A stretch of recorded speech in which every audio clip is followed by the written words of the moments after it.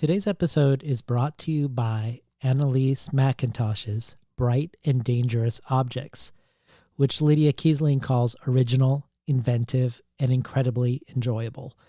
The novel follows commercial deep-sea diver Solvig in her quest to be one of the first human beings to colonize Mars, exploring the space between ambition and obligation and grappling with questions women have faced for centuries while investigating a future that humanity is only beginning to think about. Says Deb Olin Unferth, McIntosh has written a beauty. If you've ever weighed two different eternities in your hand and had to choose which to love most, this book is yours. Bright and Dangerous Objects is out now from Tin House.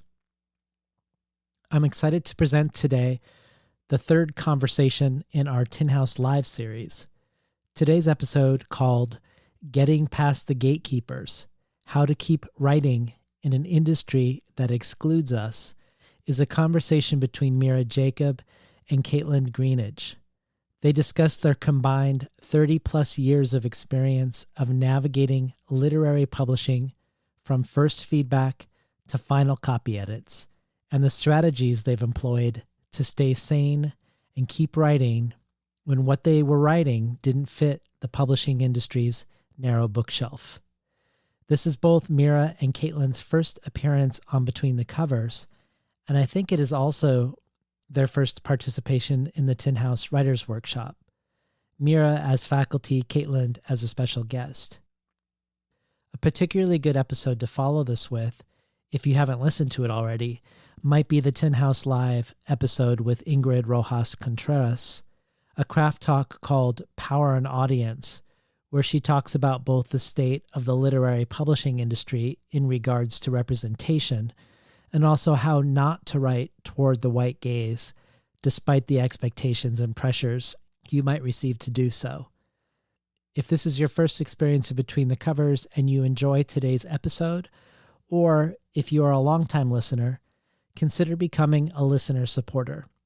You can find out all the possible benefits of doing so, which are many and growing, from becoming an early reader at Tin House, receiving a year's worth of books months before the general public, to access to bonus readings from each week's guests, to joining collective brainstorms that help shape the future of the show.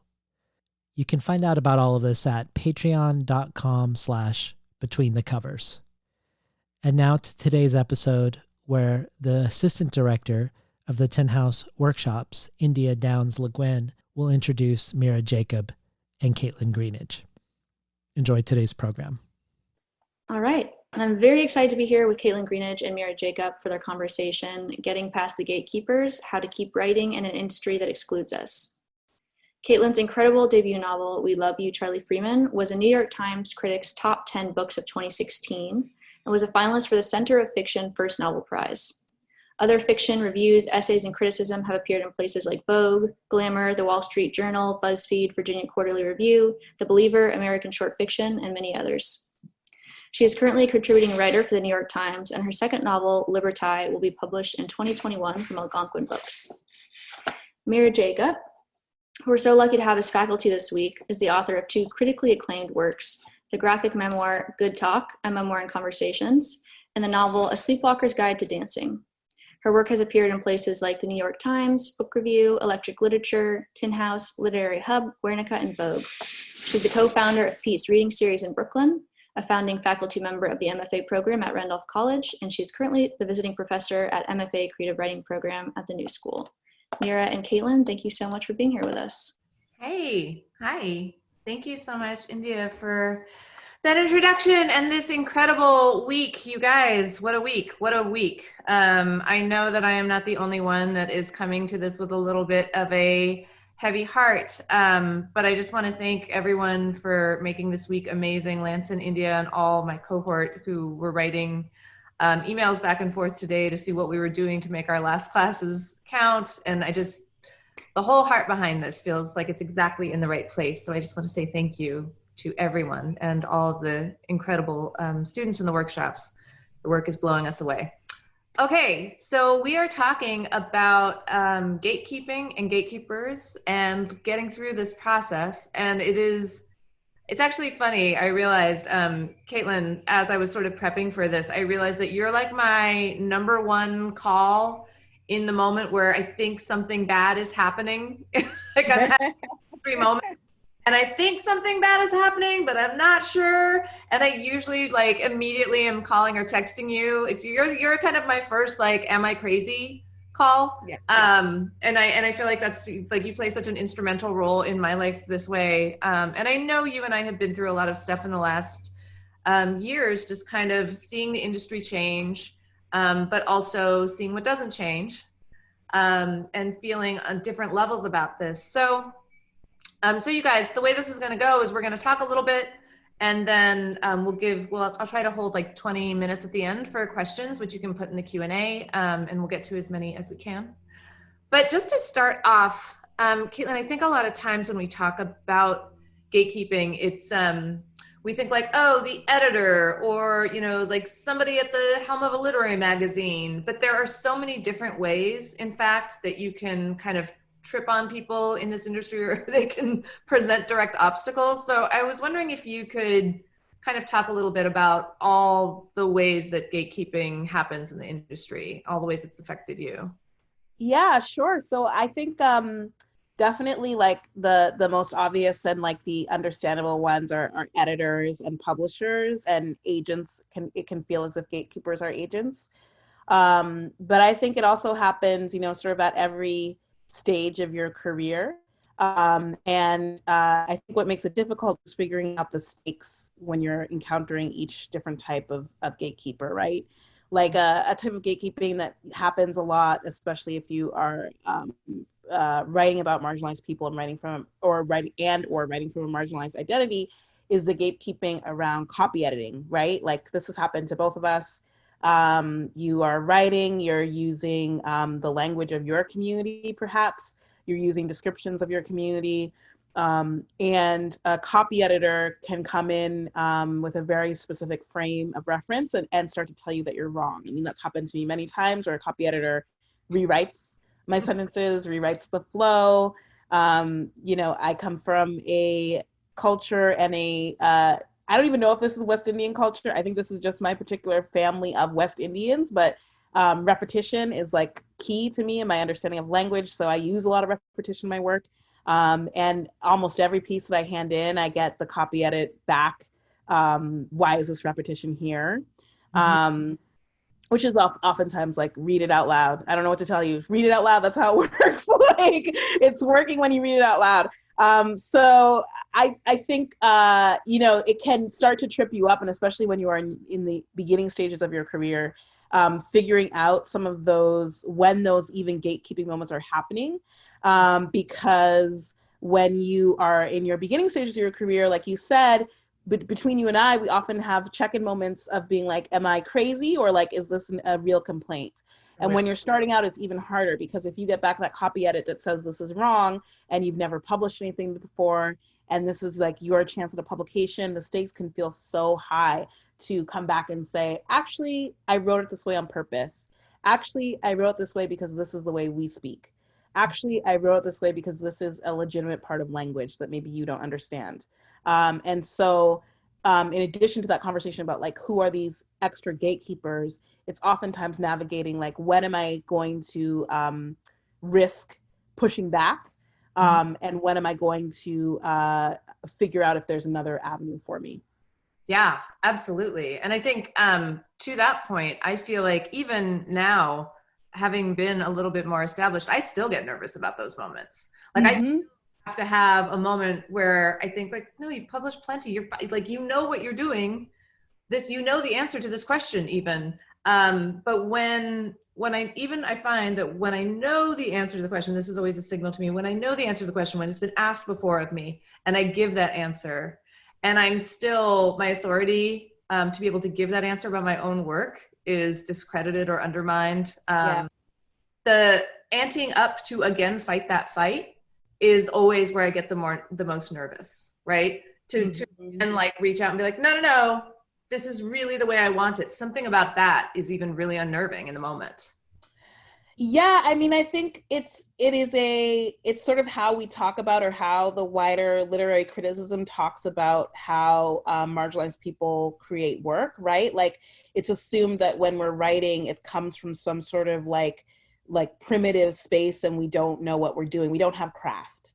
So we write from a place, right? The narrative that's often put on our work is that we're writing sort of like from some sort of like, I don't know, like place of like cry of pain into the night, like the cry from the heart, but we don't really like know what we're doing, right? So especially when you're starting out, you can be gaslit by that narrative very quickly, which is like, I don't know if you actually knew that you were doing this, or I don't know if you meant that this was the thing that you meant to do. And all I can say is that from what we have talked to together through our stuff, is that you just have to keep doing it. It is scary the first time, it's scary the 10th time, it's scary the 100th time that you do it. The more that you do it, though, the more you develop a language that you feel comfortable using, pushing back. I think that's another part of this conversation. This isn't in our questions, but I would just throw out there as well. We're in a moment right now where people are like hyper aware of this, and there's a lot of conversations happening around this. And so the way that you talk back is also being policed, oftentimes by our own marginalized communities, right? So like oftentimes within our own marginalized communities, people are like, you should just tell them to fuck themselves, and like tell them, whatever. And like there's this whole performance of like, and that nobody could hold me down, whatever. And we are writers for a reason. Some of us are a little bit more introverted and don't feel comfortable doing that. More power to you if you do. Thank you for doing that fight if you do. But the important thing is not to get caught up in like, I should have had the perfect, beautiful comeback statement to when a gatekeeper said X to me, because you will never win that battle. The more important thing is like, you figured out how to respond to that person in the way that felt true and appropriate for you. And that takes practice. That you're not going to get it right the first time again. You're not going to get it right the 10th time. That takes practice. And to live with the like, I should have said X in the moment. I know for a lot of people, there's like intense shame around that. I'm a writer. I should know the right words to say to this. But our culture runs on keeping all this stuff silent. So of course you don't have the right words for this. And just like living with that and not getting caught up in the shame of like, I didn't say it right that time, so then I can never speak up again. And I've somehow like betrayed myself or betrayed my people or betrayed my work in some sort of way like that. So real. Because the other thing I think that happens in that moment is this idea of how you're supposed to perform as a hero for your own people, right? As this idea of like, I'm going to be the Twitter version of myself. I'm going to write and say the perfect thing, and it's going to land, and it's going to get 2,000 likes or whatever the weird algorithm in our head where we expect some sort of feedback. But what actually happens in the moment of pushback is the opposite. It's the thing that we all talk about, but when you're experiencing it, it's extremely isolating because you feel extremely alone. You don't know that you've done the right thing. All indications of the structure that is behind the other person are saying like, no, you are negligible to this practice. We will go on without you, but you yourself don't matter, and this doesn't matter. So I think also being really aware that even when you do say something, knowing that that moment doesn't look like it looks in a movie. It doesn't look like you don't have a soundtrack behind you. You don't have all your friends you. Like it's just you saying a hard thing and dealing with the awkwardness of that moment. You're right. Yeah. I think that's so key. Like, it's really, I think when you discuss these things around race and inequality, that the conversations, like you said, are going to look like in a movie, that there's going to be obvious applause lines, that the person who you're talking to is immediately going to be like chagrined and like, be like, oh, I'm so sorry or whatever. Like if you've ever had these hard conversations, they never go that way. And it's a lot of awkwardness. It's a lot of pain. It's a lot of sadness. But, if you can start to figure out what your own personal strategies are for that happening, instead of taking for that happening, meaning that you did it wrong, or you're the worst person ever, or like the problem is with you. It's like, no, the problem is the structure that we're all talking and trying to figure out things in. Yeah. Yeah. I think also, Kaitlyn, that brings up something because I do want to get to the part where we talk about strategies so that we're giving people something to kind of work with a little bit. But I think it's important to understand what keeps gatekeeping in place. Like, how does that work, right? How does this sort of elusive monster, what is it made of? Because I think once you know what keeps it in place, it's sort of easier to figure out strategies around it. So I would say, like, one of the things that I think is the most damaging is the amount of silence that is around the writing life. The amount we don't compare notes. We aren't taught to compare notes. We aren't taught that we can somehow form some sort of unity. We're all taught to compete against each other. And that space, in a moment where you're competing against each other for every little scrap, the person who ends up with all the power is the person who can most easily sort of take your words and use them in any way they want to and tell you that you are extraneous to that process, right? Yep. So I think part of it for me is understanding that silence is kind of the biggest hurdle for us in a way. One of the huge things, like how we communicate with each other. Yeah, so much is, earlier this month or last month or whenever in this crazy time that we are in, we had the publishing paid me hashtag, which I think probably messed up a whole bunch of people for a whole bunch of different reasons. And that hashtag, people listed their advances. People who a lot of people very much admire, you found out that they did not get much for their books. Other people said they got a whole bunch for debut books. And it's like, it was a reckoning, right? Like I do not remember a time when it has been made so plain, like, this is what I got paid X for this. And for a moment like that to happen, it requires people being honest, right? And it requires people to speak up. And it requires not just the marginalized people to speak up, it requires the people with a modicum of privilege to speak up. And it also, that is, I think, a model for how we can start to diffuse some of this gatekeeping stuff going forward. As someone who is privileged to have published a book and to get to publish a second book, I try to be as transparent as possible about my process of how I found an agent, how my particular book publishing went, what I know about approaching editors. I just try to make that as plain as possible to whoever is asking. I remember when I first started writing, there was sort of like this feel of like, you'll only get the good information once you like prove that you're cool enough. Like, if you were to approach a writer as just like, hi, I'm like a writer starting out, like, you have to like perform some sort of version that like somehow you're cool enough to like get this information.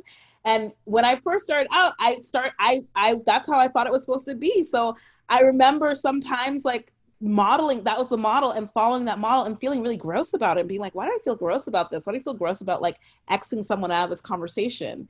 And really early on being like, I don't actually want to do that. And like, what does it matter if this person who I don't understand their work, if I tell them how to get an agent, how is that bad for me or bad for them? That takes nothing. Like, that's nothing off my back. Nothing. It's a lot for them, and it is opening up doors in another way. So that idea that like you're only gonna impart this information to people whose work you like or to people who you think you like. Is, I think, a really damaging thing that many people across identities have internalized about the publishing process. Oh my God, that's so real. The other thing that's really interesting about that is I think that also, like, that we're kind of trained to do that. I was certainly trained to do that from the start. I mean, that was also my workshop model, right? The workshop model was silence for the person who's being workshopped, and everybody else tells them whether or not their work is worth anything. Like, every single way in which we were taught to do this job was, you're isolated and you're dealing with a tremendous amount of shame. And if you're really lucky and someone really likes you, then you're let into a room and you just do not let anyone else in, right? Yeah.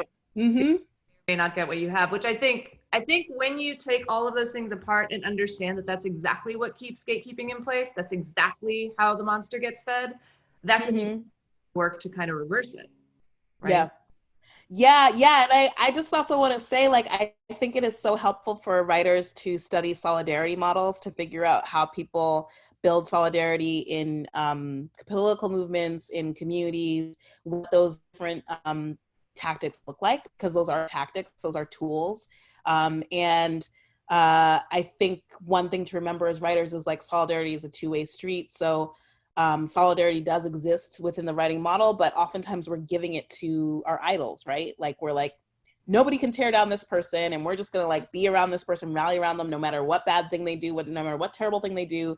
If they're published and they got some awards behind their names, we will prop you up forever. That's not solidarity, right? Like solidarity is a peer-to-peer thing, and it is really hard work when you are doing it right. Like you should be offering help, support, aid to people, and you should be getting the same back. So I think really thinking about that, and really thinking about like the concrete steps of like, how do you build community solidarity, because they are concrete steps, can help as well to counteract all of these traditions of the literary world that we are sort of stuck in, that come from a generation that none of us are a part of anymore, that don't serve us well. And also like, just like to get really real, like past like the like it's good for your spirit thing, like it's good for the bank account. We are entering into a publishing market that nobody knows what is next. Mm-hmm. We don't know what book publishing is going to look like 2 years from now. We don't know how selling books is going to look like 2 years from now. The only way through this is to get through this together. The idea that like only one of us will win, that's going to sink everybody. So this is actually a moment where we need to start building these other ways of talking about books, making a literary community, propping books up, because we are just at the start of like a huge revolution of this stuff. And in times of change, you can get in front of it by saying the things that you actually want to see change and want to get better, instead of just being sort of scared and holding on to this old model that is serving really nobody. Nobody is being served by this. Nobody?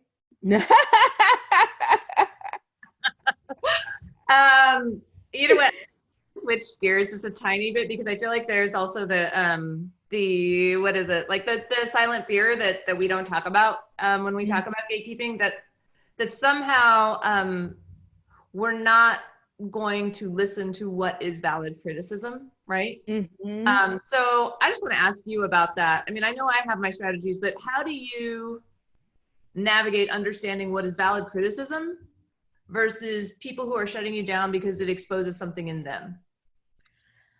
It depends on where the criticism is coming from. So when it is coming from sort of like a one-on-one situation, like from an agent or an editor, you want to know if that person can have a conversation with you about a piece of criticism, and if that conversation can be wide-ranging. For me, a big strategy to come in is if it is a question around something and I'm like, I don't think you're reading this right, I try to come in with my models of like, what piece of literature is this like, or what argument that already exists is this like, so that I can help you understand what I'm trying to do. Mm-hmm. Very luckily, I have had agents and editors who are always open to sort of talking in that way and taking a second look and thinking about that stuff in that way. So if you have somebody who is truly coming from a place of like, I want to make this work better, they should be able to have that conversation with you, and should be able to meet you on those terms, and to treat this as sort of like, how are we building this in some sort of way? I think a real issue can be that this is another reason to get used to speaking up for yourself, because if you are so primed to sort of have your haunches up and be like, okay, everybody's sort of against me and nobody is going to understand me, then you won't be able to do that work of like having a real conversation about your work. Like I remember, I'm thinking of a really specific incident with my first book. My editor, kind of late in the process, she suggested getting a character. And I knew in my heart that like this character had to be in the book. And my first instinct was to be like, the whole world hates me and everybody is against me and nobody understands me and I'm a beautiful alien and like nobody can understand what I'm trying to do. And I had to like take a moment and be like, wait, no, talk to some writer friends and be like, no, that's not what's going on. This is the natural conflict of what happens when you're creating a piece of art and you have someone else giving you feedback. So I think doing the internal work for yourself to figure out when it is actually like a real conflict like that, and when it is actually just general the normal give and take that happens when you're talking about a piece of work is super critically important. And again, that's why you want to do that work of speaking up for yourself as much as you can, because when you don't, you can be in those moments, and instead of actually being in that moment, you're just reliving some old trauma and throwing it on that moment and being like, this is exactly like when someone tried to stop me or whatever, and you're not able to hear the actual criticism. I just want to say the amount of times that you have pointed out that thing to me is encyclopedia of that information. The other thing that I always think about with this, with navigating, trying to understand if it's valid criticism versus somebody that's trying to take you out, is that oftentimes both can come from the same person, which is really nerve-wracking. Like, both things, someone can have a real blind spot in one area, a real way of not seeing your humanity in one area, and have really good edits in another. And I think part of my brain that just wanted it to be simple at first, just wanted to be like, oh, this person gets it, so they get it all. Or they get it, so they get none of it. But the more painful truth for me has been that navigating it has really been just that, from situation to situation, and even in the same person, facing that sometimes there's going to be parts that they don't get, and not walking away from the entirety of the conversation myself, right? Like seeing how, if there's some way for us to get over it, seeing if there's some way that we can kind of reach each other and have a conversation that, as you said, settles out in a different place, even if where it started from was incredibly painful for me. And that's the thing that I've really only been able to do with years, and with also with understanding that those conversations move the needle, for lack of a better term. Like, they really can change things sometimes. Yeah, I mean, I think that brings us to sort of another thing that we had talked about, which is like, you don't actually know who is going to be able to see you in certain moments when you're writing. And it would be lovely to say that the people who look like you are always the ones who are able to see you, or the people who've had your experience are always the ones who are able to see you. And that's just not always the case.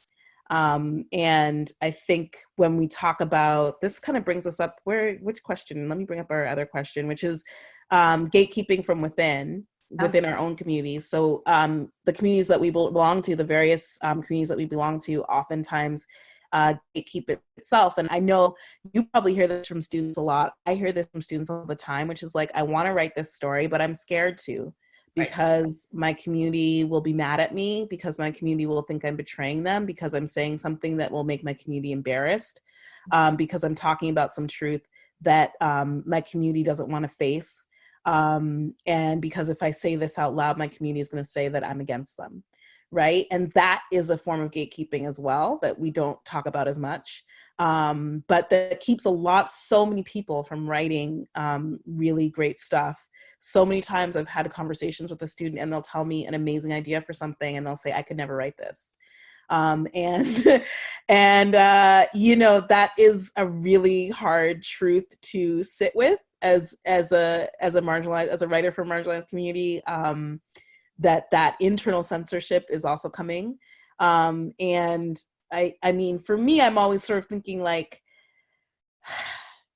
when are my community's critiques valid, and when are they maybe not valid? And even on top of that, when are they valid, but like not for me? So, you know, I just did an interview with Morgan Jerkins, a journalist, and she has a new nonfiction book out called Wanderers in Strange Lands. It's about her following different paths of the Great Migration. And so she was talking about writing about these Black communities that she went to in Louisiana, and in the, I'll just say just Louisiana was the one she was focusing on, Creole Black communities, which are Black communities made up of people who were mixed race. They were just designated Creole even before Louisiana became a part of the United States. They are a distinct ethnic enclave. They read as Black now because of the one-drop rule. It's a very complicated history. She's writing about people who describe themselves in terms that are not, kosher in 2020 for most Black people, to put it bluntly. And she's talked about this, like, how do I write about this? How do I write about these people who are telling me these things?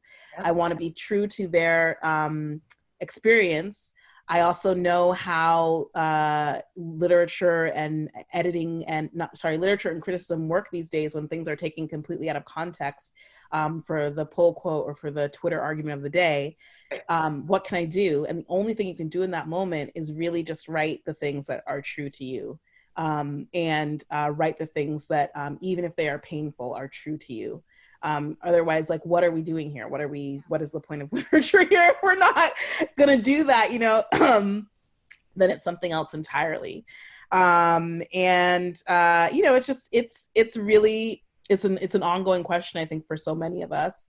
And as much as possible, I think coming to the realization that your community can be angry with you for speaking the truth, and finding those people of support in your communities who will hold you through that and who can help you through that as stuff goes on. That was a really long answer, but yeah. No, but that was, you know what, because you landed on the thing that I think about, because with my last book, I feel like I asked you, like, I feel like we talked about this like maybe once, like every other week I would come to you and I was like, what am I doing? This is going to go, this is going to go, this is like, I'm going to lose my own community. I'm going to lose my marriage. I'm going to lose all sorts of, like, it's going to all go into the shitter. And I remember you saying over and over again, like, you have to write for us, right? You have to write for us. And at the time, what you were saying is, that us isn't a certain ethnicity. It can't be on any census, but it's this, there is, for all of this, all of your pain and trauma around something and all of the communities that want you to shut up about it, there are also the people for whom it will actually speak, right? For whom it will resonate. And when you build that place, that is a place that, it's an actual place. You build it and people will come to it. And that was the side of it that I really couldn't see at the time. I mean, really, Kaitlyn, basically what I was like, if this doesn't work out well, I'm going to hate Kaitlyn.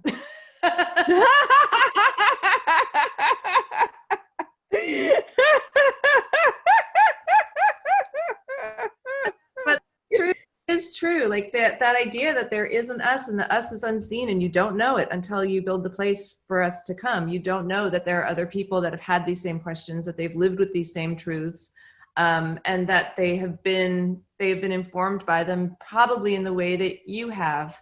And it feels so good to see it resonated. And I think that's something that I think about a lot when I'm scared of what I'm writing.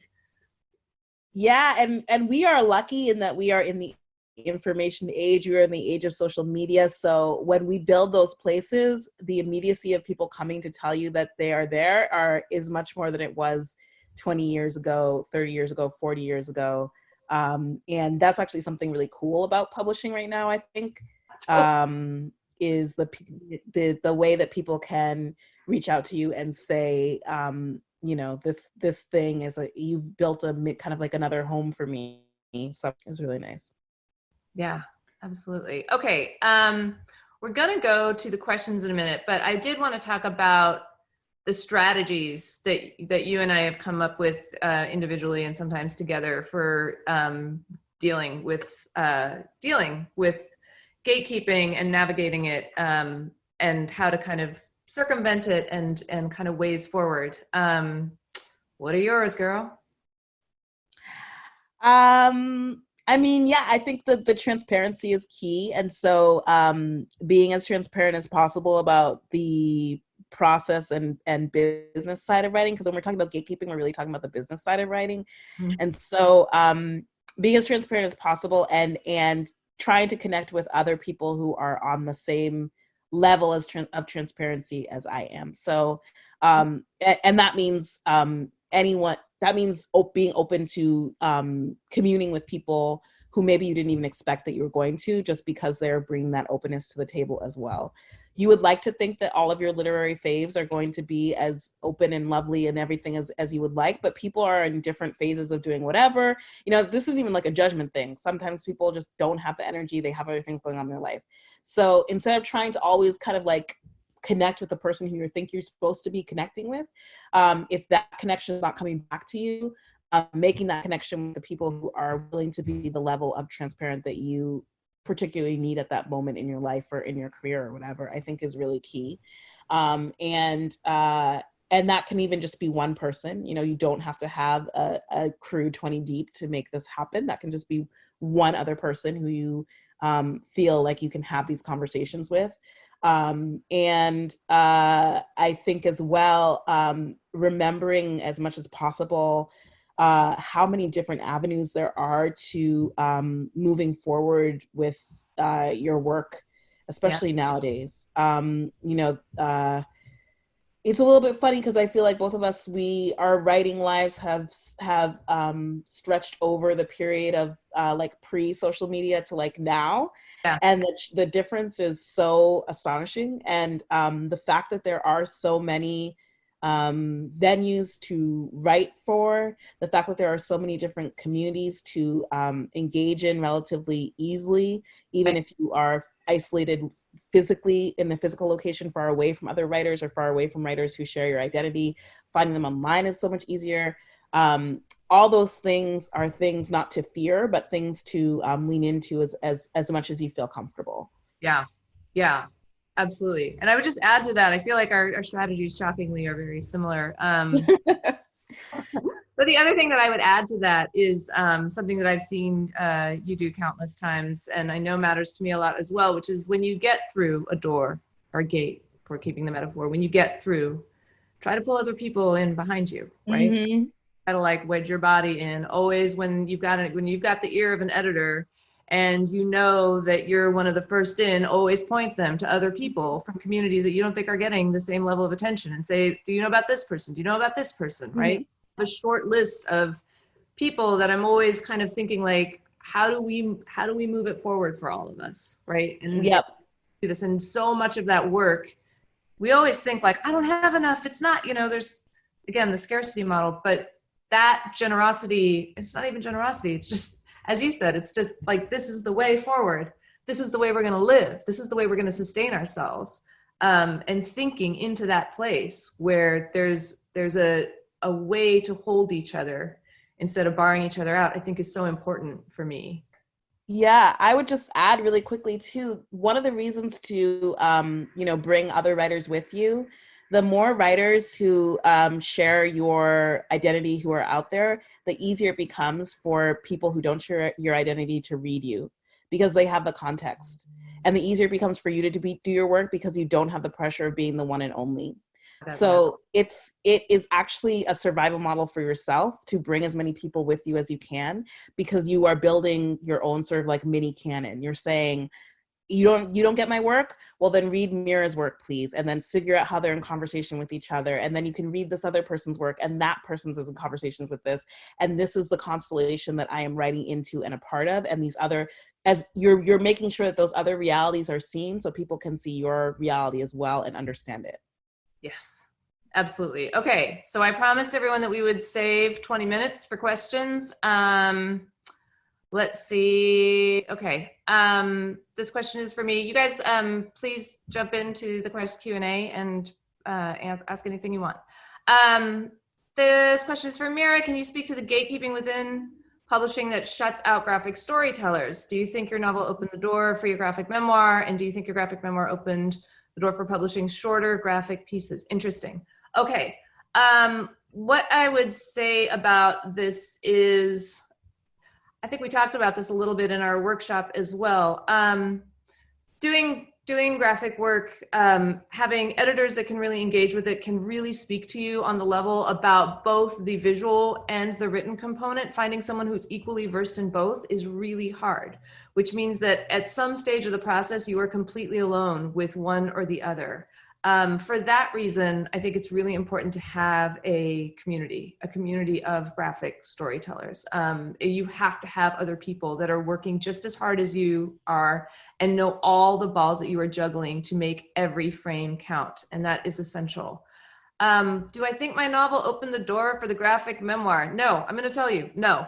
I mean, maybe just it was good that I had published something before, but I will just tell you honestly, to do that graphic memoir, nobody was looking for a person with limited drawing skills to draw about race in the moment that I was selling that proposal.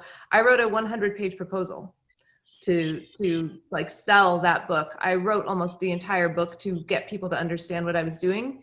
And I put a portion of it up and I put it up on BuzzFeed, because what you get if you put it up on a site like that is you get the back end, and you can see how long people have viewed it and where it goes, and what the page views are.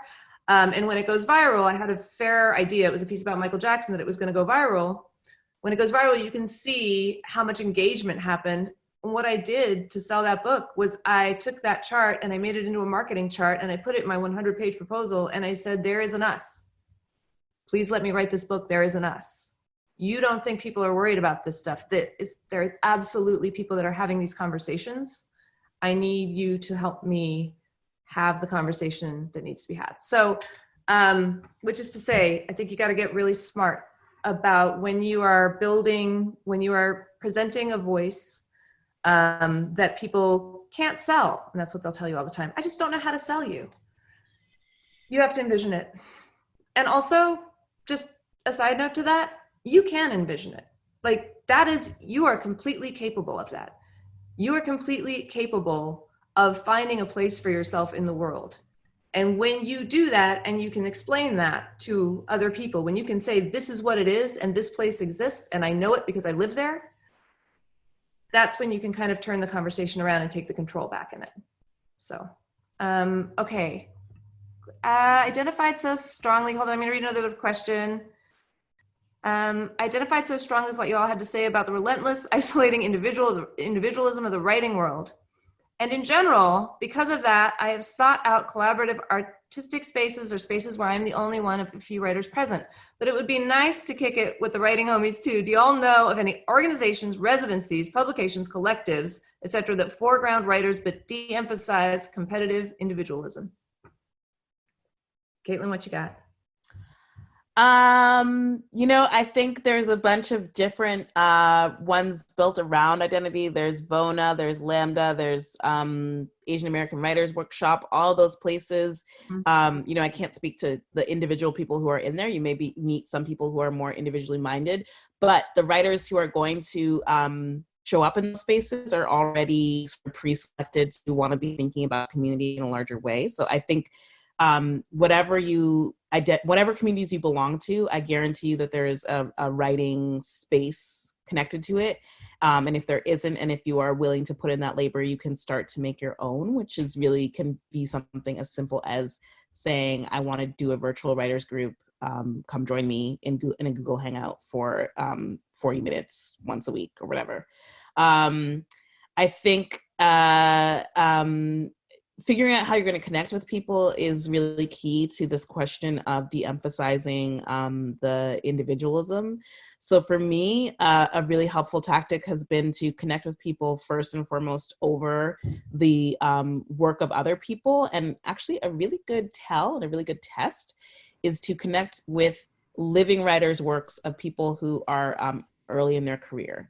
And if another writer can praise a living writer who is early in their career, who are at similar career level as you, that's usually a pretty good tell that that person is open to community. If they only have hatred for other writers who are in a similar space, they're not ready. And they're not maybe able to have those conversations in the way that you want to have them. So that's actually a really good tell. Think of a writer who you know who is early in their publication career, whose work you really like a lot, whose work you just want to have a talk about how great it is. Can you have a conversation with this other person you're trying to connect to where you're both able to say this is good? Or is that person going to just be interested in tearing that other person down? Totally. That's you're right. That is such a good tell. And just to advocate for, if you can't find it, you build it yourself, which is a lot of the work that I've had to do over my career. And I think Kaitlyn as well. So with my last book, which was a graphic memoir about race, when I was invited into a writers group, I didn't know people very well in that group. And I submitted it to them right before the November 2016 election. And we met right after. Kaitlyn's nodding because she's like, oh, I remember all the therapy I had to do for this. So we met right after. And the group was 4 white writers and another writer of color and me, so 6 people total. And basically what happened in short order was a couple people deciding and saying pretty clearly, this book is what's wrong with America. You're the reason that we lost the election. This book is going to do tremendous damage. You are simply fighting about things that that don't deserve that attention. I never feel as sorry for myself as you do. The whole thing was really decimating, but the thing that was really the worst was that I understood kind of quickly. I was like, these people don't want me to write this book. They don't want me to write this book. And that was, and then I was like, they don't want me to write because this is the stuff I write about. And I didn't know what to do with that until I was talking to Alex Chi, who, you know, I was saying, you know, and he said, why are you in this writers group? And I was like, I don't know, because it was a writers group and I needed a writers group. And he said, what would it look like if you made a dream writers group? And it had never occurred to me until that point that I could make a dream writers group, right? But what I did was I went and I looked at the works of some people I knew and some people I didn't, but people that I thought were having the same kinds of conversations that would push me really hard. Frankly, it was people who I was scared of, people whose work I thought was fantastic. And I asked them to join me and we made a writers group. So just to say, like, that is something you can do and you can build that community, and it's completely possible and it's highly sustaining. Okay, I have another question. This is amazing. Thank you both. Do you have any tips for working to climb out of the scarcity mindset? I've noticed a lot of defensiveness in myself and feeling like the one and only, and want to be able to see similar work in people and learn, but it's been hard. Are there path tips to healing that? Oh, this is such a sweet, and yes, I feel you, person who wrote this question. And I'm glad you're asking this question, because I think honestly, part of climbing out of it is being able to recognize that, is being able to understand, like, oh, I'm having a resistance here. And there's some part of me that's really terrorized in this place. Kaitlyn, do you want to speak to this, or? Yeah, I mean, I think a good model is for me, it's actually been looking at how many biographies of writers, particularly when you're talking about writers from a marginalized identity, when you read their biographies, many of them, you realize they were not writing alone. They were writing in communion. So like, for me, it has been looking at, you know, Toni Morrison is, of course, everybody's North Star. But for me, it has been looking at her career, and the top notes of her career is like, there was only one Toni Morrison. She's the best. She's like she's a genius who came out of nowhere. We don't know where she came from, blah, blah, blah.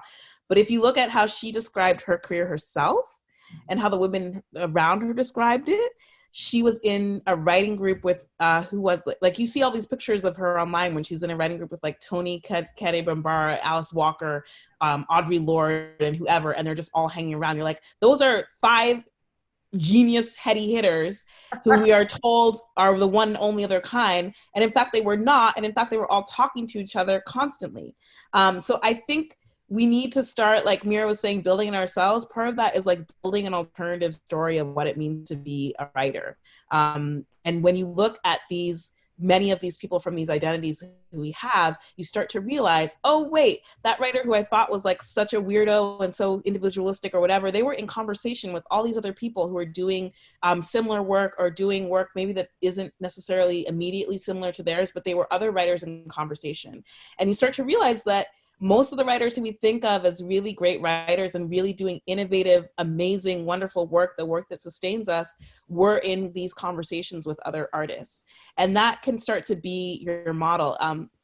There's a really great interview with Raquel Willis, who's I think now she's at Out Magazine. Mm-hmm. She did an interview with Saeed Jones like a few months ago, and she talked about this idea of possibility models. So looking for those people who show you what's possible. And those people are my possibility models. We've been talking about it a lot with my nieces around like Black and trans history, essentially. But like possibility models, those people who can show you an alternate way of being, are really key to start to work against those internalized ideas about scarcity. And the more that you read about them, it takes a long time, but the more that you read about them and immerse yourself in that, the voice that's in you that's saying, you have to be the one and only, there's only one and only, they'll never take another X type of writer, your level, take another Y type of writer. The window is closing, act now, act now, act now. That voice gets quieter the more that you read all of these other possible ways of moving through literary spaces and literary histories. So, and you can look for those people anywhere. They don't have to share your one-on-one identity. You know, like a huge possibility model for me is Grace Paley, and reading about how she was a working writer and mother, writing short stories on the playground with other writer mothers watching her kids play. Like that is a possibility model, you know? So like being open to all of those alternative ways of moving through the space. Yeah, and also knowing, I mean, I think so much of what you're pointing out, of course, because you're Kaitlyn and you're obsessed with history, but so much of what you're pointing out is also that these things have existed before. They exist, these systems do exist in other areas. We haven't brought them into the literary world as much as we should, and that's for a reason. That's because it benefits the industry for us not to communicate in this way with each other and not to take care of each other, but those models exist, right? That universe is something that we can step into should we want to do that work. So just to say, presenting, like, I understand where the scarcity comes from, because also, by the way, you guys, it would be impossible if you didn't have that. We have all been told all our lives that we are the only one. That is literally what the white patriarchy and capitalism has raised us to believe. You are the only one. It really is hard to unpack that. So like, don't knock yourself for having that in you. Of course you do. That doesn't mean you're poisoned. That means that you were raised to believe that your value can only ever be this, but your value can be this, right? And your value can have someone else come right in contact with it. It doesn't need to be lonely. So I think part of it is also actively imagining what it would feel like to be able to look at someone else's work and not feel threatened by it, because you don't register them as a threat anymore, because you through that part of it. And there's so much relief also when I will just say, when you can do that, and as many times, and this is not like a thing you do once, by the way, it's a thing you do your whole career, right? Learning how not to compete with people, learning how to like take your jealous feelings and do something else with them. This is sustaining. Like when you learn to do that work, it is so sustaining. It is how you will keep making work. So it's integral, to your life, and it's sort of imperative that you figure it out. It's a lot nicer too for your soul. Yeah. Okay, we got one more question in here. I find the hardest thing to parse out within gatekeeping is how often I hear something I'm pushing for just isn't possible, and there's no room for negotiating, and having no access to knowing if my expectation is the problem or if I'm being kept out. Woo, yeah, this question. Do you have any advice for ways to kind of ground yourself in this advocacy if you don't have access to community with actual insight? Yeah, this is a tough question. So this is a really tough question. I think, okay, this is going to be maybe not the best advice. Mira, tell me if this is terrible advice. But I think letting go of the idea that like, if you're asking for too much, that's like the worst thing in the world, because it really isn't. And I think when we, earlier in the conversation, we were talking about sort of like this silence in the literary community that keeps gatekeeping going. Like, one of the things around literary community stuff is like the passive aggression and like, oh, they made a faux pas and like, you can't talk to that writer anymore. Like that whole bullshit is a real thing and really difficult, but is real for maybe like, I think like 5% of the people who operate in here. It just feels very oppressive because nobody talks about it and nobody talks against it. But the idea that if you ask for something for too much, you will forever be blackballed, I think is maybe not as real an idea as we hold on to. And again, when we say about making things transparent and plain, once we make things transparent and plain, that myth starts to die a little bit, right? So I say this fully knowing, and Mira fully knows, it is very hard for me to ask for what I need and what I want. And I'm terribly terrified of asking for too much of people. But I'm, in my own journey of life, I am realizing that asking too much of people is not the worst thing in the world, actually. Taking up space is not the worst thing in the world, actually. It is really not a terrible thing to have overstepped and asked too much. It's not rude, it's not awful, it's not unprofessional. It's simply you ask too much. And if the other person can have the professionalism to say, no, that's not what you need right now, that will come back to you. And even, you know, when I have these conversations with my agent about things, like I'm asking, like, I want this or want that. And she will sometimes come back and say, no, that's not possible right now. It has taken many years to go within myself to realize, like, that's not a personal judgment. She's just saying, this is not possible right now. That's all that is. It's not that it is neither a negative or a positive judgment. It's literally just, that's not possible right now. But that's because I have a relationship with her where I really trust her word and stuff. So again, that figuring out when that is just like a fact, and when somebody is wielding that against you as a judgment is really key. I feel like I'm babbling at this point. So that is solid, girl. That is solid advice. That was that was totally great. I'm in 100% agreement with you. And just to also say, like, I used to be the boss of many people in my former sad, strange corporate life. But one of the things I learned as the boss was that whenever somebody was offered a salary, right, almost always, like, the white college educated kids would ask for like 30% more, just right off the bat, just boom. And almost always the women would not ask for anything. And almost always the women of color would say, thank you so quickly because they got the job and just get off the phone. And one of the first things that I always did with people that were working for me was, you know, say to them, like, you gotta ask for more. You just have to ask. It really isn't the worst thing. The worst thing you can hear is no. And as Kaitlyn said, you can decide not to take the no personally. You can be like, that's some information. That's information. That's all I needed. But of course you deserve to ask. Of course you deserve to ask. Like, that's basic, and it's necessary. Yeah.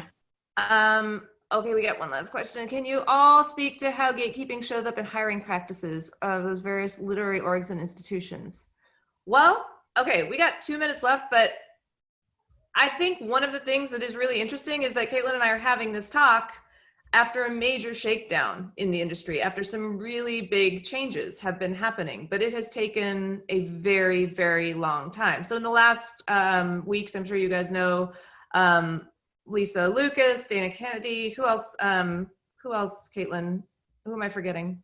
I feel like there were a bunch of different, Rakesh Sethal, like people were just, they have been elevated to the new editor at Harper's Bazaar, the new Black woman editor at Harper's Bazaar. Yeah.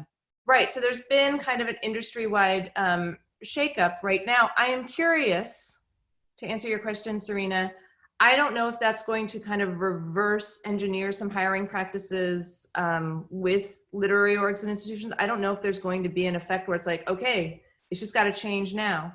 And we're going to do it this way. Because one of the most interesting things about this change is that they are looking for people that are not in the literary industry because the literary industry chased them out. So they're taking people from other industries and saying, like, you're okay, sure, you weren't a books editor. You didn't come up editing books. That's not what you did. Or if you did, you were shut out in this or that way. We're giving you the position and authority to do the work that you need to do. I'm curious about how that's going to affect the rest of the industry. So I'm going to tell you that question is a little bit of a to be continued, because we are in a time of wild possibility, and the continuation is the thing that we all kind of got to keep our eyes on.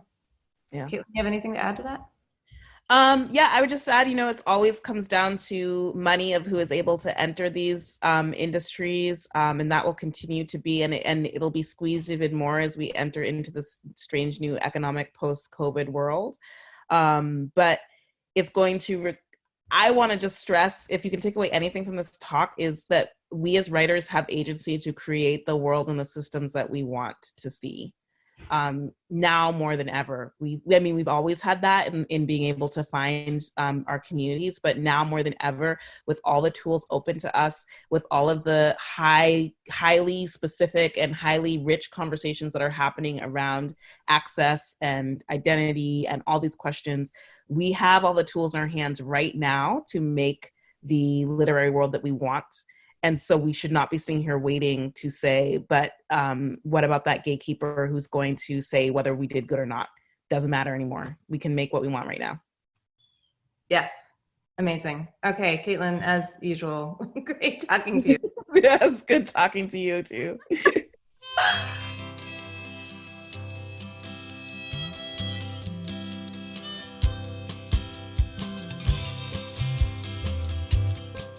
Today's program was not recorded at the studios of KBOO, but at the volunteer-powered, non-commercial, listener-sponsored, full-strength, makeshift home office of me, David Naiman. If you enjoyed today's program, consider supporting the fall fundraising campaign to get Between the Covers on solid footing going into 2021. You can do so and find out all the benefits of becoming a listener supporter at patreon.com/betweenthecovers, or if you prefer a one-time donation, you can do so via PayPal at tinhouse.com/support. I'd like to thank the Tin House team, Elizabeth DeMeo and Elisa Ogie in the book division, Jacob Valla in the art department, Yashwina Cantor in publicity, and Lance Cleland, the director of the summer and winter Tin House Writers Workshops. And finally, I'd like to thank Imre Lodbrog and Barbara Browning for creating the outro.